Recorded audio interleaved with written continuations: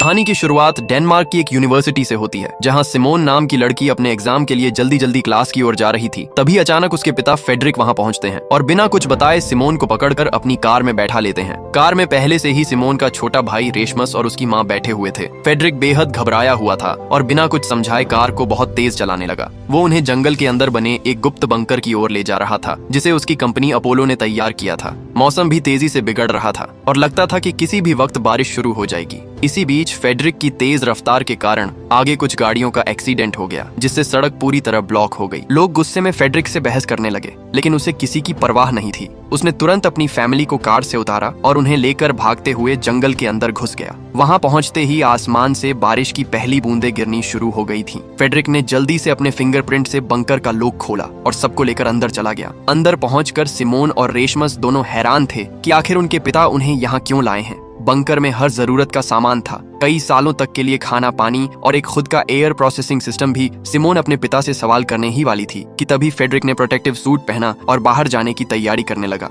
वो बस इतना कहता है, जब तक मैं वापस न आ जाऊं कोई भी बंकर से बाहर नहीं जाएगा। सिमोन उसे रोकने की कोशिश करती है और सच्चाई जानना चाहती है। तब फेडरिक बताता है कि बाहर हो रही बारिश में एक बहुत खतरनाक वायरस फैल चुका है। जो भी उसके संपर्क में आता है वो कुछ ही सेकंड में दर्द से तड़प कर मर जाता है। फेडरिक ही एकमात्र व्यक्ति था जो उसका इलाज ढूंढ सकता था, इसलिए उसे तुरंत कंपनी के हेडक्वार्टर जाना था। जाते जाते वो सिमोन से कहता है कि रेशमस का खास ध्यान रखना, क्योंकि आने वाले वक्त में वही सब कुछ बदल सकता है। सिमोन को अब भी कुछ समझ नहीं आया था, पर फेडरिक बंकर छोड़कर चला गया। थोड़ी देर बाद सिमोन ने अपने फोन पर इंटरनेट खोला और जैसे ही खबरें देखी उसके होश उड़ गए। हर जगह मौत, तबाही और डर के दृश्य थे। लोग सड़कों पर गिर रहे थे, चिल्ला रहे थे और बारिश में तड़प कर मर रहे थे। सिमोन ने डरते हुए अपने भाई से बातें शुरू की। तभी उनकी माँ बोली कि वे लोग अभी सेफ हैं, लेकिन चाहे कुछ भी हो जाए बाहर नहीं जाना है। वे अभी बातें ही कर रहे थे कि अचानक बंकर के दरवाजे पर कोई जोर जोर से नोक करने लगा। रेशमस को लगा कि शायद पापा लौट आए हैं। माँ ने उसे मना किया, पर उसने बात नहीं मानी और बंकर का दरवाजा खोल दिया। जैसे ही दरवाजा खुला, बाहर बारिश से भीगा हुआ एक आदमी गिर पड़ा। उसकी त्वचा जल रही थी और वो तड़पता हुआ रेशमस को बाहर खींचने की कोशिश करने लगा, मगर तभी रेशमस की माँ ने तुरंत रेशमस को अंदर खींच लिया और खुद उस आदमी को धक्का देते हुए बारिश में चली गई। बारिश में भीगते ही वो खुद भी इन्फेक्टेड होकर तड़पने लगी। उसकी सबसे बड़ी चिंता सिमोन और रेशमस के लिए थी। उसने दोनों से कहा कि एक दूसरे का ध्यान रखें। इसके बाद सिमोन भी रोते हुए दरवाजा बंद कर अंदर चली गई और अपने पिता फेडरिक को कॉल करने की कोशिश करने लगी, लेकिन उसका फोन फेडरिक के फोन से कनेक्ट नहीं हो रहा था, जिससे उसका डर और बढ़ गया। उसी समय उसे फेडरिक की बातें याद आईं, जब उसने कहा था कि सिमोन को रेशमस के सामने सब सामान्य दिखाना चाहिए। इस याद के सहारे सिमोन ने खुद को संभाला और बंकर के सारे सिस्टम्स को चेक करना शुरू किया। उसे पता चला कि उनके शहर में और भी कई ऐसे बंकर मौजूद थे जिन्हें अपोलो कंपनी ने बनाया था। सिमोन ने उन बंकर से कांटेक्ट करने की कोशिश की, लेकिन कोई फायदा नहीं हुआ। इसी दौरान उसने बंकर में उपलब्ध सामान देखते हुए एक रेडियो खोज लिया। रेडियो की मदद से उसने एक आदमी से कांटेक्ट किया जो अपने घर के बेसमेंट में छुप कर रह रहा था। बाहर के हालात बेहद खतरनाक थे और कई लोगों को पास के हॉस्पिटल में शिफ्ट किया जा रहा था ताकि उनकी जान बचाई जा सके। सिमोन ने उस आदमी को फेडरिक का नंबर देकर कॉल करने को कहा, लेकिन उसके कोशिश करने के बावजूद फेडरिक से कांटेक्ट नहीं हो पाया। सिमोन को लगा कि शायद फेडरिक भी मर चुका है, क्योंकि बाहर जीवित रहना लगभग नामुमकिन था। तभी अचानक पूरे शहर में लाइट चली गई, जिससे सिमोन का रेडियो कनेक्शन टूट गया और अब वो अकेले बंकर में रेशमस का ध्यान रखने लगी। एक हफ्ते बीत जाने के बाद भी जब फ्रेडरिक वापस नहीं आया तो सिमोन ने हिम्मत करके बाहर जाने की योजना बनाई। उसने रात में पीपीई किट पहनकर बंकर के गेट तक पहुंची, लेकिन तभी उसे अपनी माँ के मरने के विजन्स दिखाई देने लगे। डर कर वो तुरंत वापस बंकर में आ गई। रेशमस भी उसे बाहर जाने नहीं देना चाहता था, क्योंकि वो समझ चुका था कि बाहर का खतरा बहुत बड़ा है। इस तरह धीरे धीरे एक महीना बीत गया। इस दौरान सिमोन को कई बार रेशमस का ध्यान रखने में कठिनाई हुई, लेकिन उसने पूरी कोशिश की कि वो एक अच्छी बहन साबित हो और उसके भाई की देखभाल करें। साथ ही वो बंकर में मौजूद सभी संसाधनों और सिस्टम्स के बारे में भी सीखती गई। इसी दौरान उसे याद आया कि कुछ समय पहले रेशमस को एक अजीब सा वायरस हुआ था, जिसके बारे में किसी को जानकारी नहीं थी। उस समय फेडरिक ने खुद एक एंटीडोट तैयार किया और रेशमस को दिया। बाद में फेडरिक की कंपनी को भी इस वायरस की जानकारी मिली और उन्होंने फेडरिक से पूरी रिपोर्ट सबमिट करने को कहा। सिमोन को शक होने लगा कि शायद ये वायरस फेडरिक ने ही बनाया होगा। अब तक लगभग 6 साल बीत चुके थे, लेकिन फेडरिक के बारे में सिमोन को कोई जानकारी नहीं थी। रेशमस भी अब बड़ा हो चुका था और बाहर जाकर खाने की तलाश करना चाहता था, क्योंकि बंकर में उनका खाना बहुत कम बचा था। सिमोन ने पहले तो मना किया, लेकिन फिर सोचा कि खुद जाकर खतरे का जायजा लेना जरूरी है। रात के समय जब रेशमस सो गया, सिमोन ने पीपीई किट पहनकर बंकर के बाहर निकलने का फैसला किया। बाहर निकलते ही उसे अपनी माँ के विजन्स दिखाई देने लगे, लेकिन इस बार उसने खुद को संभाला और आगे बढ़ी। बाहर आकर उसने देखा कि उसकी माँ का शरीर अब केवल कंकाल बन चुका था। पास में एक हिरण खड़ा था, जिसे देखकर सिमोन आगे बढ़ी। सड़क पर कई कारें खराब हालत में पड़ी थीं और चारों तरफ जंगल उग चुका था। सिमोन ने उन चीजों पर ध्यान नहीं दिया और अपने उद्देश्य की ओर बढ़ती रही। वो उस हॉस्पिटल तक पहुंची जहां लोगों को सुरक्षित रखा गया था। कई बार आवाज लगाने के बाद भी वहां कोई रिस्पांस नहीं मिला। फिर जब सिमोन अंदर जाकर देखती है तो वहां का नजारा पूरी तरह से तबाही में बदल चुका था। चारों तरफ हर चीज बर्बाद पड़ी थी और जमीन पर जगह जगह लोगों की लाशें बिखरी हुई थीं। तभी अचानक से उसके सामने एक भेड़िया आ जाता है। डर के मारे अपनी जान बचाने के लिए सिमोन पास वाले एक कमरे में जाकर छिप जाती है।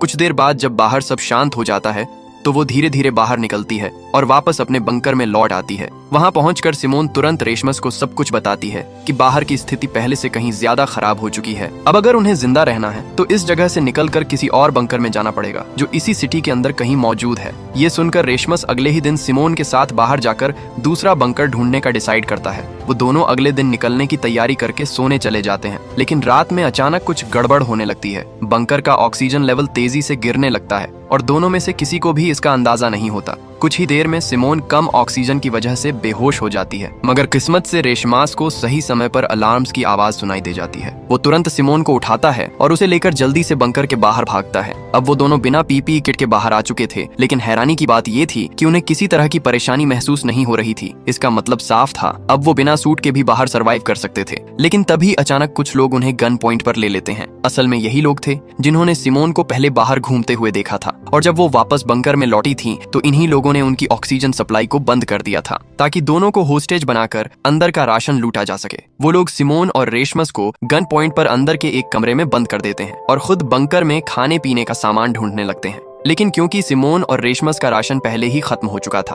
उन्हें वहां कुछ भी नहीं मिलता। ये देखकर उनका लीडर मार्टिन गुस्से में आकर सिमोन और रेशमस को बंद करके वहां से जाने लगता है। अब अगर वो अंदर ही बंद रहते तो उनकी जान पक्की चली जाती। इसलिए सिमोन एक गिलास पर लिखकर बताती है कि उसे पता है कि खाने का स्टॉक कहाँ मिल सकता है। इतना लिखने के बाद वो जानबूझकर उस पैड को तोड़ देती है जिसमें बाकी बंकर्स का नक्शा था। अब मार्टिन के पास कोई और चारा नहीं था, क्योंकि अगर उसे राशन चाहिए था तो उसे सिमोन और रेशमस को बाहर निकालना ही पड़ेगा, क्योंकि बाकियों की लोकेशन सिर्फ सिमोन के दिमाग में थी। इसी बीच मार्टिन की नजर सिमोन पर जाती है और वो अपने पुराने दिनों को याद करने लगता है। जब वो एक सोल्जर हुआ करता था, उस वक्त उसे आदेश मिला था कि वो एक ब्रिज पर तैनात रहकर उस शहर से किसी को भी बाहर जाने ना दे ताकि इन्फेक्शन फैल ना सके। अगर आप यहाँ तक पहुँच चुके हैं, इसका मतलब आपको कहानी अच्छी लग रही है, इसलिए एक लाइक और सब्सक्राइब तो बनता है। लेकिन एक दिन ड्यूटी के दौरान मार्टिन को एक औरत दिखती है जो अपने बच्चे को गोद में लेकर ब्रिज के नीचे से दूसरी तरफ जाने की कोशिश कर रही थी। मार्टिन उसे रोकने के लिए हवा में कई शॉट्स फायर करता है, लेकिन वो औरत नहीं रुकती। वो हिम्मत से शहर के बाहर निकल जाती है। उस वक्त मार्टिन ने उस पर दया दिखाई थी, इसलिए उसने उसे गोली नहीं मारी। कुछ देर बाद उसके साथियों ने उसे पास के टेंट में बुलाया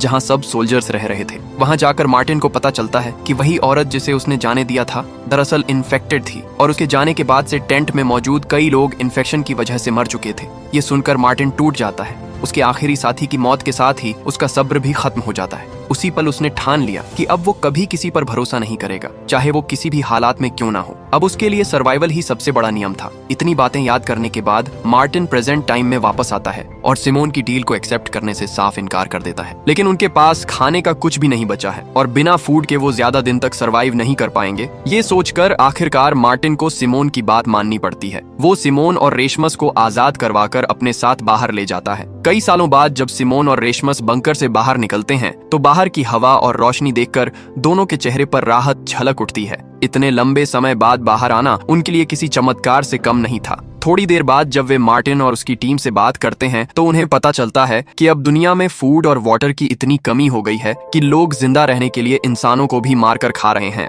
ये सुनकर सिमोन और रेशमस दोनों के होश उड़ जाते हैं। तभी अचानक कुछ दूर एक और ग्रुप नजर आता है। वो लोग अपने थर्मल सेंसर ड्रोन से इलाके में इंसानों को ढूंढ रहे थे ताकि उन्हें पकड़कर मार सके। ये देखते ही मार्टिन ने झट से सबको एल्यूमिनियम फॉइल से ढक दिया, जिससे उनकी बॉडी हीट ड्रोन कैमरा में दिखाई ना दे। लेकिन पास में ही दो और सर्वाइवर्स मौजूद थे, जिनमें से एक लड़की भागते हुए सिमोन और बाकी सबके सामने आ जाती है। सिमोन उस लड़की की मदद करना चाहती है, लेकिन मार्टिन साफ मना कर देता है। वो कहता है कि किसी अजनबी की मदद करना उनकी पूरी टीम के लिए रिस्क बन सकता है। पर उसी वक्त उसकी टीम में मौजूद लड़की बीटी सिमोन का साथ देने लगती है। दोनों बिना कुछ सोचे उस औरत की जान बचाने के लिए उसके पीछे भागते हैं। वो औरत भागते भागते एक छोटी सी रिवर के पास फिसल जाती है और नीचे गिर जाती है। वहीं पीछे पीछे आए कुछ लोग उसे जान से मारने ही वाले होते हैं। लेकिन ठीक उसी वक्त मार्टिन वहां पहुंचता है और बिना देरी किए उन दोनों आदमियों को शूट कर देता है, क्योंकि चाहे कुछ भी हो मार्टिन अपनी टीम का साथ कभी नहीं छोड़ता। लेकिन वाटर में गिरने की वजह से वो इन्फेक्टेड हो चुकी है। उसे देखकर मार्टिन को मजबूरन उसे भी शूट करना पड़ता है। सिमोन के लिए ये सब बहुत झटका देने वाला था। तभी उसे समझ आता है कि जमीन पर रहना तो सुरक्षित है, लेकिन बारिश या रुके हुए वाटर के संपर्क में आना अब भी बहुत बड़ा खतरा है। यहाँ तक कि जरा सा भी कांटेक्ट उन्हें इन्फेक्ट कर सकता है। इस घटना के बाद सिमोन सबको लेकर एक और बंकर की ओर निकलती है, जिसकी लोकेशन उसे याद थी। वहाँ पहुँचने में उन्हें लगभग 1 दिन का समय लगने वाला था। रात होने से पहले सब एक पास के घर में रुकने का डिसाइड करते हैं। घर के अंदर उन्हें मरे हुए हंटर्स के कुछ हथियार, कपड़े और थोड़ा बहुत सामान मिलता है। इसके अलावा वहाँ कुछ बोतलें क्लीन वाटर की भी रखी होती हैं। ये देखकर जोन अपनी बीमार साथी लिया को वो पानी पिलाता है। उनकी आपसी केयर देखकर सिमोन के चेहरे पर मुस्कान आ जाती है। पहले तो वो बस उनके सहारे अगले बंकर तक पहुंचना चाहती थी, लेकिन अब उसे महसूस होता है कि ये लोग बुरे नहीं हैं। धीरे धीरे सिमोन का मन सच में मार्टिन और उसकी टीम की मदद करने को तैयार होने लगता है। अगली सुबह सब सफर फिर से शुरू करते हैं। रास्ते में अचानक रेशमस का पैर एक पानी से भरे गड्ढे में चला जाता है। ये देखते ही मार्टिन तुरंत अपनी गन निकाल लेता है और उसे शूट करने वाला होता है, लेकिन तभी सिमोन बीच में आकर उसके सामने खड़ी हो जाती है और उसे रोक लेती है। वो तुरंत रेशमस का जूता उतारती है और उसकी सॉक्स चेक करती है। हैरानी की बात ये थी कि वो पूरी तरह सूखी थी। इसका मतलब रेशमस का जूता वाटरप्रूफ था और उसे किसी भी तरह का इन्फेक्शन नहीं हुआ था। ये देखकर मार्टिन चैन की सांस लेता है और अपनी गन नीचे कर देता है। फिर वो सब मिलकर अपनी यात्रा जारी रखते हैं और आखिरकार उस दूसरे बंकर तक पहुंच जाते हैं। वहाँ सिमोन के फिंगरप्रिंट से दरवाजा खुल जाता है। अंदर का नजारा देखकर सबके चेहरे खिल उठते हैं। वहाँ खाने पीने का इतना राशन था कि वे लोग सालों तक आराम से जी सकते थे। सब खुशी से झूम उठते हैं और पेट भरकर खाना खाते हैं। लेकिन सिमोन को अंदर कुछ बेचैनी महसूस होती है कि उसे मार्टिन और उसकी टीम पर भरोसा नहीं है। पता नहीं कब वो उसे जान से मार दें। इस बारे में जब वो सीधे मार्टिन से बात करती है तो मार्टिन उसे समझाता है कि सिमोन पिछले 6 ईयर्स से बंकर के अंदर थी, इसलिए उसे बाहर की दुनिया और लोगों के हालात के बारे में कुछ नहीं पता। मार्टिन असल में एक अच्छा इंसान था, लेकिन प्रेजेंट टाइम ऐसा था कि किसी पर भरोसा करना अब आसान नहीं था। फिर भी सिमोन ने उसकी चेतावनी को नजरअंदाज कर दिया और अंदर बंकर में चली गई। वहाँ वो देखती है कि एक फोन चार्ज हो रहा है, जिस पर उसकी और रेशमस की बचपन की फोटो लगी थी। ये फोन असल में सिमोन के पिता फ्रेडरिक का था, जो पुराने बंकर से निकलकर इस नए बंकर में कुछ समय के लिए आए। सिमोन तुरंत ही रेशमस के साथ उस फोन को चेक करती है। वहाँ उसे फ्रेडरिक की एक वीडियो मिलती है, जिसमें वो बताता है कि वो स्वीडन के एक हेडक्वार्टर में इस इन्फेक्शन का एंटीटोड बनाने के लिए जा रहा है। सिमोन के दिमाग में तुरंत विचार आता है कि उसके पिता शायद अब भी जिंदा हैं, इसलिए वो रेशमस के साथ स्वीडन के उस हेडक्वार्टर जाने का फैसला करती है। सिमोन ने ये बात मार्टिन को भी बताई और उम्मीद थी कि मार्टिन उनकी मदद करेगा, लेकिन मार्टिन साफ मना कर देता है। उसका कहना था कि बंकर में उन्हें कोई खतरा नहीं था, जबकि स्वीडन के हेडक्वार्टर तक पहुंचने के लिए उन्हें शहर के बीच से गुजरना पड़ेगा, जहां कितने हंटर्स छिपे होंगे। मार्टिन सोचता था कि ये बहुत रिस्की हो सकता है। मार्टिन ये भी सोचता था कि वैसे भी फ्रेडरिक की वीडियो 6 साल पुरानी थी और शायद अब तक उसकी डेथ हो चुकी होगी। अगर वो एंटीटोड बनाने में सफल हो गया होता तो मार्टिन को इसके बारे में जरूर पता चल जाता, लेकिन सिमोन ने उसकी बात को नजरअंदाज कर दिया और कुछ दिन का राशन लेकर रेशमस के साथ बंकर से निकल गई। बीट भी जोन और लिया के साथ उनके पीछे चलने का डिसाइड करती है, क्योंकि वो सच में सिमोन का साथ देना चाहती थी। लिया खुद ये समझ चुकी थी कि सिमोन की वजह से ही वो इस बंकर तक आकर सुरक्षित हो पाई थी। वैसे भी पहले मार्टिन और पैट्रिक खुद भी लिया, जोन और बीट को जान से मारने वाले थे। असल में उस वक्त वो तीनों मार्टिन और पैट्रिक को नहीं जानते थे और केवल एक ही ग्रुप में फंसे हुए थे। मार्टिन और पैट्रिक ने उन्हें लूटने के इरादे से पकड़ा था और बीट ने अपनी जान बचाने के लिए उन्हें अपने एक छिपे हुए अड्डे के बारे में बता दिया। वहाँ उन्होंने काफी दिनों तक फूड रखा हुआ था। मार्टिन उन पांचों के साथ उस जगह पर जाता है। वहाँ वे सभी मिलकर खाना खाते हैं और सच में उन्हें साथ रहकर काफी अच्छा लगता है। रात में बीट मार्टिन से अनुरोध करती है कि वो उन्हें प्रोटेक्शन प्रोवाइड करें। मार्टिन उस पर मान जाता है और तब से ही वे सभी साथ रहते हैं। प्रेजेंट टाइम में सिमोन और रेशमस को ये नहीं पता था कि जोन, लिया और बीट उनके पीछे आ रहे थे। वे शहर के पास पहुंचते हैं। रास्ते में उन्हें एक बस दिखाई देती है जो आगे के रास्ते को ब्लॉक कर रही थी। दोनों थक चुके थे, इसलिए बस में थोड़ी देर आराम करते हैं, लेकिन थोड़ी देर बाद उन्हें बाहर कुछ लोगों की परछाई दिखाई देती है। दोनों डर से वहीं सन्न रह जाते हैं। तभी पता चलता है कि वो लोग बीट, जोन और लिया है। सिमोन को बहुत अच्छा लगता है और वो उन्हें बंकर में सुरक्षित रहने के लिए कहती है, लेकिन तीनों तय कर लेते हैं कि सिमोन के साथ ही रहना है। वे पास के किसी सुरक्षित स्थान पर पहुंचते हैं और खाना खाने लगते हैं, लेकिन तभी वहां बहुत सारे हंटर्स आ जाते हैं। उन्हें तुरंत वहां से निकलना पड़ता है। भागते हुए सिमोन अलग हो जाती है और रोड पर एक जाली के पास पहुंचती है, जिस पर कई मिसिंग पर्संस के पोस्टर्स लगे हुए थे। ये देखकर सिमोन को बहुत बुरा लगता है। जाली के दूसरी तरफ वो एक छोटा बच्चा देखती है जो अकेला था। आसमान में काले बादल छा चुके थे और जल्द ही तेज बारिश आने वाली थी।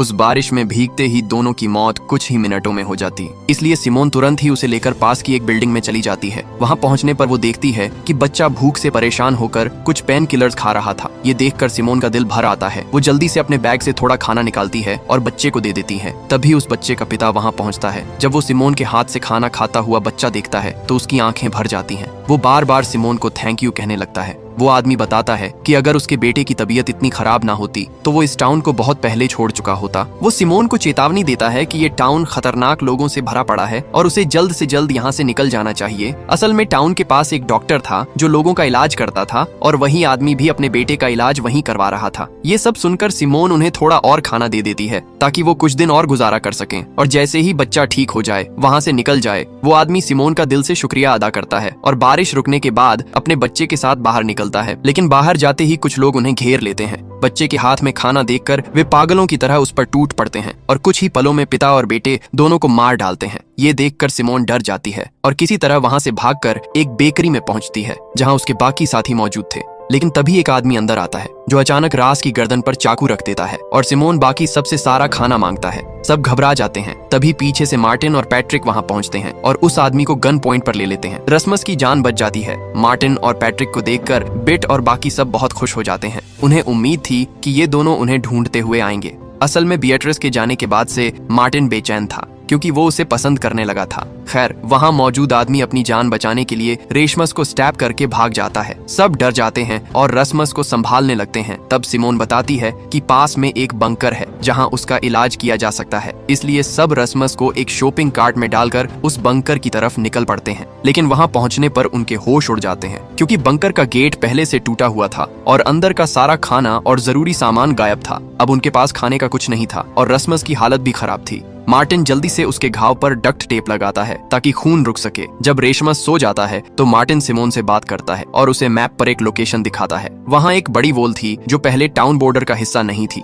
लेकिन शायद बाद में बनाई गई थी। उसे देखकर साफ समझ आता है कि उस वॉल के अंदर का इलाका क्वारंटाइन जोन में तब्दील किया गया है। मार्टिन बताता है कि अगर उन्हें जिंदा रहना है तो इस क्वारंटाइन जोन के बाहर जाना होगा। ये सुनकर उसे भी लगता है कि मार्टिन सही कह रहा है, इसलिए वो उसके प्लान में साथ देने के लिए मान जाती है। हालांकि उससे पहले उसे अपने भाई रेशमस को ठीक करना था और अपने पिता को ढूंढना था। इसलिए वो तय करती है कि पहले पास वाले डॉक्टर के घर जाया जाए जो एक पुराने ब्रिज को पार करने के बाद था। अब उस ब्रिज पर जाना बहुत बड़ा रिस्क था क्योंकि वहाँ चारों तरफ हंटर्स मौजूद थे। लेकिन सिमोन और बाकी सब ने एक प्लान बनाया। प्लान के मुताबिक सिमोन जानबूझकर भागते हुए उस ब्रिज की तरफ जाती है ताकि हंटर्स का ध्यान उसकी तरफ जाए। थोड़ी देर में कुछ ड्रोन्स उसकी लोकेशन ट्रैक कर लेते हैं और हंटर्स उसे पकड़ने के लिए पीछे पड़ जाते हैं। सिमोन उन्हें दौड़ते हुए एक पुरानी फैक्ट्री के अंदर ले जाती है जहां पहले से मार्टिन और बाकी सब लोग छिपे हुए थे। जैसे ही हंटर्स फैक्ट्री के अंदर पहुंचते हैं, मार्टिन और उसकी टीम उन्हें गन पॉइंट पर ले लेते हैं। अब मार्टिन उनसे उनके बाकी साथियों और उनके बेस के बारे में पूछता है लेकिन वे कुछ भी बताने से इनकार कर देते हैं। मार्टिन का गुस्सा बढ़ जाता है और वो उन्हें मारने का फैसला करता है। ये देखकर सिमोन को बिल्कुल अच्छा नहीं लगता क्योंकि वो चाहती थी कि मार्टिन किसी की जान ना ले ताकि उनमें और उन खूंखार लोगों में कुछ तो फर्क बना रहे। लेकिन मार्टिन उसकी बात नहीं सुनता। तभी जीन उन हंटर्स में से एक के हाथ पर बना टैटू नोटिस करता है। उस टैटू को देखते ही उसका चेहरा बदल जाता है। वो बिना कुछ बोले मार्टिन से कहता है कि उन लोगों को खत्म कर दो और खुद वहाँ से बाहर चला जाता है। बाकी सब लोग समझ ही नहीं पाते कि जीन ने ऐसा क्यों कहा। थोड़ी देर बाद मार्टिन बाकी सबको भी बाहर भेज देता है लेकिन बाहर निकलते ही 3 गन शूट्स की आवाज गूंजती है। सब समझ जाते हैं कि मार्टिन ने उन हंटर्स को मार दिया है। कुछ देर बाद मार्टिन बाहर आता है और सबको हंटर की जीप में बैठने को कहता है और वे वहाँ से निकल पड़ते हैं। ब्रिज को क्रॉस करते हुए वे डॉक्टर के घर की तरफ बढ़ रहे थे लेकिन माहौल बहुत भारी था। सिमोन और बाकी सबका मूड मार्टिन के किलिंग नेचर की वजह से खराब हो चुका था मगर सबसे ज्यादा परेशान जीन था। वो अब भी उसी टैटू वाले आदमी के बारे में सोच रहा था। यहीं से कहानी कुछ साल पीछे चली जाती है, उस वक्त की जब जीन ने किसी तरह उस डेथली रेन से अपनी जान बचाई थी। वो कई दिनों से बिना खाना और पानी के भटक रहा था। वो कमजोरी की वजह से चलते चलते बेहोश होकर गिर पड़ा। तभी वहाँ एक लड़की आती है और उसे देख तुरंत अंदर ले जाती है। उस घर में लड़की की पूरी फैमिली रहती थी।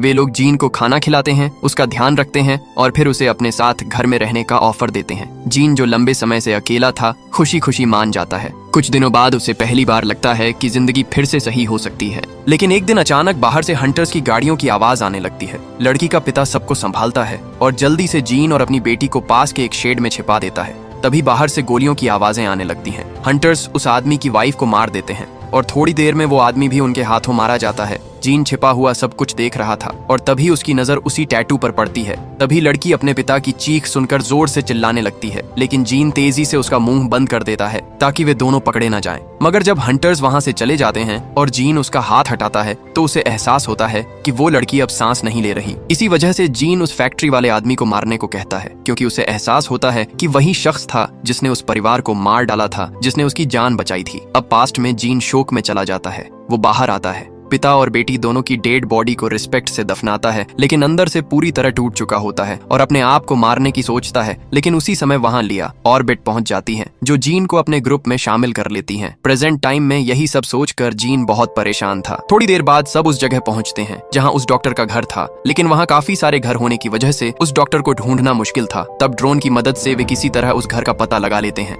जैसे ही वे घर के पास पहुंचते हैं, डॉक्टर गन लेकर बाहर आती है और सबको गन पॉइंट पर ले लेती है, लेकिन सिमोन किसी तरह उसे शांत करवाती है और रेशमस की हालत दिखाती है। रेशमस को देखकर डॉक्टर मदद करने के लिए मान जाती है। वो सबको अंदर ले जाकर रेशमस के घाव पर टांके लगा देती है, जिससे उसकी हालत पहले से थोड़ी बेहतर हो जाती है। फिर बातों बातों में सिमोन को पता चलता है कि पहले उस डॉक्टर का भी एक हस्बैंड और 2 बेटियां थीं, लेकिन पहली रेन के वक्त उसने सबको खो दिया था। तब से वो अकेली रह गई थी और जो भी उसके पास मदद मांगने आता था वो उसकी मदद जरूर करती थी। सिमोन भी उसे अपने पिता फ्रेडरिक के बारे में बताती है। ये सुनकर डॉक्टर एक पल के लिए हैरान रह जाती है। इसके बाद वो दोनों को अपने घर के पास एक पुराने बंकर में ले जाती है, जो बिल्कुल वैसा ही था जैसे बंकर में वे पहले रहते थे। यानी ये साफ था कि डॉक्टर भी पहले फ्रेडरिक की कंपनी में काम कर चुकी थी। अंदर जाकर डॉक्टर रेशमस को ठीक करने के लिए एक इंजेक्शन लगाने लगती है। उसी वक्त सिमोन उससे फ्रेडरिक के बारे में पूछती है, लेकिन डॉक्टर कहती है कि उसे ऐसे किसी आदमी के बारे में कुछ नहीं पता। ये सुनकर सिमोन कंफ्यूज हो जाती है, क्योंकि फ्रेडरिक तो कंपनी के सबसे पुराने वैज्ञानिकों में से एक थे। सब लोग उन्हें जानते थे। वो डॉक्टर से सच्चाई जानने की कोशिश करती है, जिस पर डॉक्टर बताती है कि उसे फ्रेडरिक से नफरत है। दरअसल फ्रेडरिक के एक एक्सपेरिमेंट की वजह से ही ये रेन वायरस फैला था, जिसने डॉक्टर की पूरी फैमिली को मार दिया था। और यही वजह थी कि अब वो सिमोन और रेशमस दोनों को इस बंकर में लाकर मारने वाली थी। ये सुनकर सिमोन के तो होश उड़ जाते हैं। वहीं बाहर मार्टिन और बाकी सब बातें कर रहे होते हैं कि तभी उन्हें कुछ गाड़ियों की आवाजें सुनाई देती हैं। वो हंटर्स की गाड़ियां थीं, वही हंटर्स जिन्हें सिमोन ने जिंदा छोड़ने की बात की थी। अब जीन ये देखकर गुस्से में आ जाता है और गन उठाकर सीधे उस टैटू वाले बंदे को मार देता है। ये देखकर बाकी सब उसे गन पॉइंट पर ले लेते हैं। मार्टिन भी जवाबी फायर करने वाला होता है, लेकिन पैट्रिक उसे रोक देता है, क्योंकि अभी उनके पास लोगों की तादाद बहुत कम थी और हंटर्स की संख्या ज्यादा। इसलिए वे लोग फिलहाल पीछे हटने और बाद में जीन को बचाने का प्लान बनाते हैं। पैट्रिक और मार्टिन तुरंत सिमोन और रेशमस को ढूंढने निकल पड़ते हैं। जल्दी ही वे उस बंकर तक पहुंच जाते हैं, जहां सिमोन किसी तरह डॉक्टर को रोकने की कोशिश कर रही होती है। पर जब डॉक्टर नहीं रुकती तो पैट्रिक मजबूर होकर उसे शूट कर देता है और डॉक्टर वहीं मर जाती है। उसके बाद सब वापस किसी सेफ जगह की तलाश में निकल पड़ते हैं। रास्ते में पैट्रिक को मार्टिन पर गुस्सा आता है कि उसने उन हंटर्स को जिंदा क्यों छोड़ा था, क्योंकि अगर उसने ऐसा नहीं किया होता तो जीन आज उनके साथ होता। मार्टिन को भी इस बात का पछतावा था, लेकिन वो पैट्रिक के सामने कुछ नहीं कहता। रात में जब सब आराम करने रुकते हैं तो सिमोन उसके पास आती है और कहती है कि गलती उसकी भी थी। अगर वो मार्टिन को उन लोगों को छोड़ने को नहीं कहती तो शायद जीन अब भी जिंदा होता। मार्टिन उसे माफ कर देता है और दोनों तय करते हैं कि आगे के सफर में अब हर कोई अपने अपने तरीके से जिएगा, क्योंकि इस टूटे हुए संसार में भरोसा और इंसानियत अब लगभग खत्म हो चुकी थी। अब अगली सुबह जब वे लोग जंगल के रास्ते से आगे बढ़ते हुए जीन को ढूंढने की कोशिश कर रहे थे, तभी अचानक आसमान में काले बादल छा जाते हैं। बारिश कभी भी शुरू हो सकती थी, इसलिए सब घबराकर किसी शेल्टर की तलाश करने लगते हैं, लेकिन आसपास कोई भी जगह मौजूद नहीं थी, जिसका मतलब साफ था कि अगर बारिश शुरू हो गई तो शायद अब वे सब जिंदा नहीं बचेंगे। पर मार्टिन किसी तरह एक पुराना मेंशन ढूंढ लेता है जहां जाकर वे लोग बारिश से बच सकते थे। मगर जैसे ही वे वहां पहुंचते हैं, अचानक कुछ अजनबी लोग आकर उन्हें चारों तरफ से घेर लेते हैं। मार्टिन तुरंत अपनी गन निकालकर उन्हें डराने की कोशिश करता है, लेकिन हैरानी की बात ये थी कि वे लोग गन से भी नहीं डरते थे। तभी उनके सामने उनका लीडर एलेक्स आता है और कहता है कि वो लोग किसी को नुकसान पहुंचाने नहीं आए, बल्कि मदद करने आए हैं। और कोई रास्ता ना होने की वजह से वो अपनी टीम के साथ एलेक्स के घर के अंदर चला जाता है। अंदर पहुंचकर वे देखते हैं कि वहाँ एलेक्स जैसे और भी लोग रहते थे, जिन्हें ना खाने की कमी थी और ना ही पानी की। एलेक्स उन्हें एक कमरा देता है ताकि वे आराम कर सके। मार्टिन और बाकी सब थोड़ा डरते हुए अंदर जाते हैं और वहीं रात बिताते हैं। अगली सुबह उनके पास एक बूढ़ी औरत कैरन आती है, जो वहाँ की बाकी सारी चीजें संभालती थी। वो मुस्कुराते हुए सबको बाथरूम की ओर ले जाती है ताकि वे नहा सकें। रास्ते में सिमोन और पैट्रिक देखते हैं कि कैरन और बाकी लोग अपने बैकयार्ड में ही सब्जियां उगा रहे हैं। कैरन उन्हें एक टोमेटो खाने के लिए देती है, लेकिन सबको डर था कि कहीं उसमें कुछ गड़बड़ ना हो। कैरन खुद वो टोमेटो खाकर दिखाती है और जब उसे कुछ नहीं होता तो बाकी सब भी थोड़ा रिलैक्स हो जाते हैं। फिर वो सबको नहलाने के लिए पानी दिखाती है, लेकिन क्योंकि पानी टॉक्सिक हो सकता था इसलिए कोई भी उसमें उतरने की हिम्मत नहीं करता। कैरन फिर खुद पानी में उतरती है और जब उसे कुछ नहीं होता तो धीरे धीरे बाकी सब भी मजे से नहाने लगते हैं, सिवाय मार्टिन के। मार्टिन को अब भी इन लोगों पर भरोसा नहीं था। उसे ये समझ नहीं आ रहा था कि इतने बुरे समय में इनके पास इतना ताजा खाना, पानी और मांस आखिर आ कहां से रहा था। इसीलिए वह अकेले ही पूरे मेंशन का चक्कर लगाने निकल पड़ता है। काफी देर तक इधर उधर देखने के बाद भी उसे कुछ खास नहीं दिखता। वो वापस घर लौट आता है, जहां बिएट्रिस, लिया और पेट्रिक को बाकी सबके साथ डाइनिंग टेबल पर खाना खाते हुए देखता है। ये देखकर उसका शक और बढ़ जाता है। मार्टिन सीधे एलेक्स के पास जाकर पूछता है कि इतने बुरे समय में जब आसपास जानवर भी नहीं बचे तो उनके पास इतना ताजा मीट आखिर आता कहां से। एलेक्स बस मुस्कुराते हुए जवाब देता है कि वो बस उनकी मदद कर रहा है और उन्हें अब उस पर भरोसा करना चाहिए। लेकिन मार्टिन को उसकी बातें बनावटी लगती हैं। वो धीरे धीरे नीचे बेसमेंट की ओर जाने लगता है,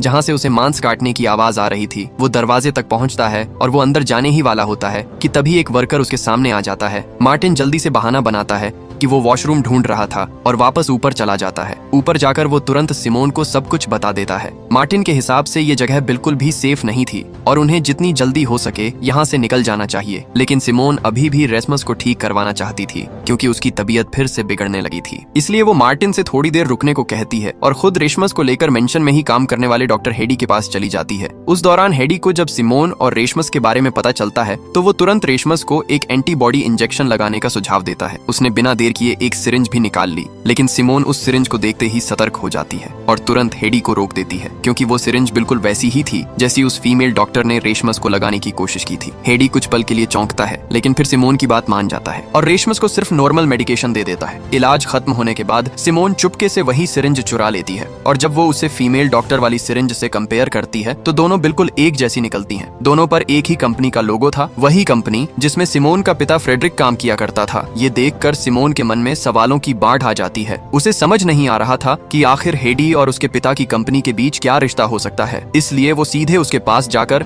फ्रेडरिक के बारे में पूछती है। सिमोन को गुस्सा भी आता है, क्योंकि अब उसे ये समझ आने लगा था कि इस पेंडेमिक के फैलने के पीछे उसी कंपनी का हाथ था और आज भी लोग उसी कंपनी के प्रोडक्ट्स का इस्तेमाल कर रहे हैं। हेडी कुछ जवाब देने ही वाला होता है कि तभी एलेक्स आकर बीच में बोल पड़ता है। वो सिमोन को शांत करने की कोशिश करता है और उसे वहां से बाहर भेज देता है। थोड़ी देर बाद जब सिमोन अपने साथियों के पास वापस आती है तो वो सब कुछ मार्टिन को बता देती है। ये सुनकर मार्टिन का शक और गहरा हो जाता है और अब वो वहां से जल्द निकलने का प्लान बनाने लगता है। लेकिन सिमोन किसी भी हालत में वहां से नहीं जाना चाहती थी। वो ये जानना चाहती थी कि इन लोगों का उसके पिता की कंपनी से आखिर क्या रिश्ता है। सिमोन के इस फैसले से मार्टिन थोड़ा परेशान हो जाता है, लेकिन बाकी सबको तो वहां का माहौल काफी अच्छा लग रहा था। लिया तो धीरे धीरे उस जगह के लोगों से घुल मिल भी चुकी थी। उसे कैरन के साथ समय बिताना बहुत अच्छा लगने लगा था, क्योंकि कैरन उसे अपनी बेटी की तरह ट्रीट करती थी। कैरन की असली बेटी पहली बारिश के समय मारी गई थी और ये सुनकर लिया का दिल भर आता है। कैरन की बातों से भावुक होकर लिया रोने लगती है और धीरे धीरे वो अपना दर्द उसके साथ बांट देती है। वो बताती है कि फर्स्ट ट्रेन से एक दिन पहले उसने अपनी माँ की मना करने के बावजूद अपने दोस्तों के साथ पार्टी में जाने का फैसला किया था, लेकिन उसी पार्टी में कुछ लोगों ने उसकी ड्रिंक में ड्रग्स मिला दी और फिर उसके साथ गलत हरकत की। इसके बाद उन्होंने उसका वीडियो ऑनलाइन डाल दिया। उसकी माँ ने वो वीडियो देख लिया था। गुस्से और दुख में उसने लिया को फोन करके बहुत कुछ सुनाया। लिया सोच रही थी कि काश जिन लोगों ने उसके साथ ये सब किया